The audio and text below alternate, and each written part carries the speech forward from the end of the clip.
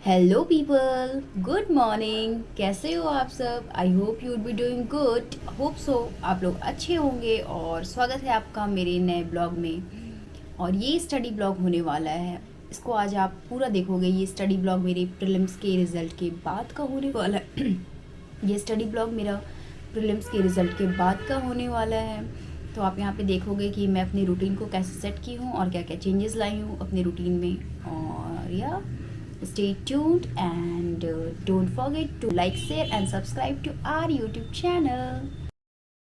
यहाँ पे मैं सुदर्शन गुज्जर सर की वीडियो देख रही हूँ और मैंने ही सोचा है कि मैं पहले प्रॉपर एक प्लान बनाऊँगी, स्ट्रैटेजी बनाऊँगी कि मैं कौन से मंथ में कौन सा सब्जेक्ट कंप्लीट करने वाली हूँ, सो दैट दिसंबर तक मेरी मेंस की जो पोर्शंस है वो कंप्लीट।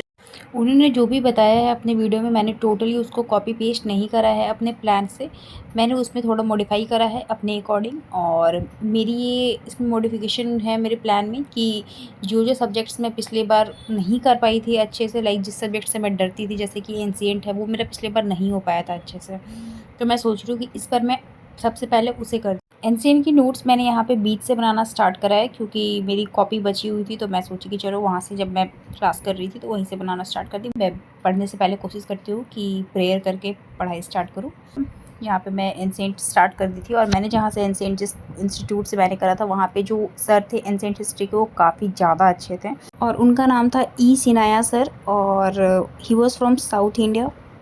सर ने हमें फर्स्ट लेक्चर में ही इम्पॉर्टेंट चैप्टर्स बता दिए थे और उसके बाद जो क्लासेस हमारी स्टार्ट हुई थी वो पैलेओलिथिक साइट से स्टार्ट हुई थी। वैसे मैंने सिलेबस ब्रॉडली एक बार तो कवर करा हुआ है, बट अच्छे से ऑफ कोर्स नहीं हो पाया था। तो मैं सोच रही हूँ कि इस बार सबसे पहले जो टॉपिक्स और वो सब्जेक्ट्स मैं चुनूँ जो मुझे बहुत बोरिंग या ख़राब लगते थे, ताकि वो पहले कंप्लीट हो। और इस बार मैं ज़रूर से ज़रूर रिवीजन पे फोकस करूँगी और मुझे लगा कि उनके नोट्स पे ही स्टिक होके रहना चाहिए मुझे, और उसको ही मल्टीपल टाइम्स में जब रिवाइज़ करूँगी तो वो ज़्यादा बेटर रहेगा मेरे लिए।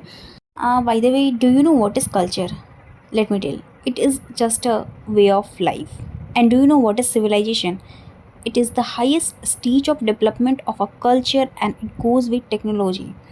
So you can now differentiate between the civilization and culture because sometimes we use it simultaneously, और culture की जगह पे हम civilization की जगह पे culture कभी कभी यूज़ कर देते हैं।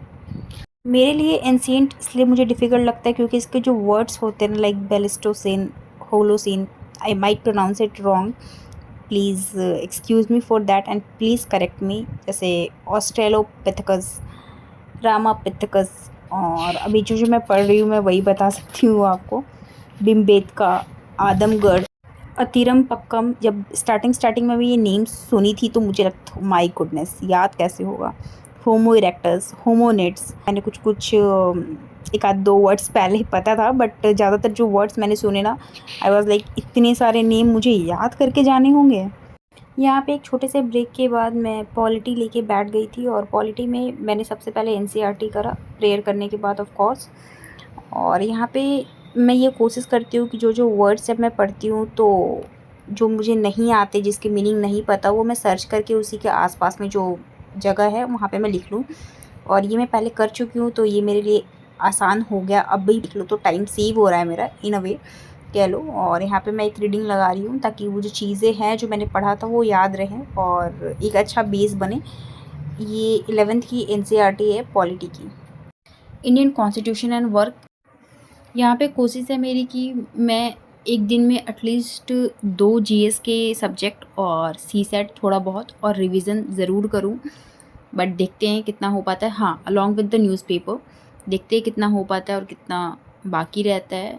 ऑब्वियसली आई नो कि प्रीलिम्स के बाद जो मेरी पढ़ाई में गैप हुई थी, तो एक दिन में अचानक से मैं पढ़ने बैठूँगी और 8-9 घंटे पढ़ लूँ, ऐसा पॉसिबल नहीं है। तो मैं कोशिश करूँगी 8 दिन 10 दिन में ये जो मेरी हैबिट है वो बन जाए, और ये बने तो बन ही रहे, मैं ये चाहती हूँ। सो या लेट्स सी। मैं बीच-बीच में फ़ोन की भी हेल्प लेते रहती हूँ, लाइक गूगल से मैं अगर मुझे कुछ सर्च करना है तो मैं इंस्टेंटली सर्च कर लेती हूँ उससे, क्योंकि बार-बार लैपटॉप खोलना, सर्च करना वो एक थोड़ा-सा मेरे लिए लंबा प्रोसेस हो जाता है। तो मैं फ़ोन अपने बगल में रखती हूँ। आप भी चाहो तो ये कर सकते हो अगर आप फ़ोन उठाएँ और व्हाट्सएप ना खोलें। अगर अब तक आपने चैनल को सब्सक्राइब नहीं किया है तो please do it, please do like, share and subscribe to our YouTube channel. और यहाँ पे मौसम अब अच्छा हो गया था मैंने देखा, और फटाफट से मुझे लगा कि यही मौका है। फटाफट मैं गई, सार लेके भी आ गई क्योंकि बारिश होने वाली थी। उसके बाद मैं न्यूज़पेपर पढ़ने बैठी। न्यूज़पेपर पढ़ने के लिए मेरी ये हैबिट है नहीं कि मैं मतलब डिजिटली पढूँ, बट ये फ़र्स्ट टाइम था। चलो ठीक है, मैं एडिटोरियल पढ़ना शुरू कर दी। मैं मतलब पता नहीं क्यों, बट मुझे थका हुआ लग रहा था आज। न्यूज़पेपर पढ़ने का बिल्कुल मन नहीं था, but still I read it. और सी सेट आज मैं स्टार्ट नहीं कर पाई। मुझे लगा इतना ही आज के लिए काफ़ी है। So thank you for watching. See you in the next video.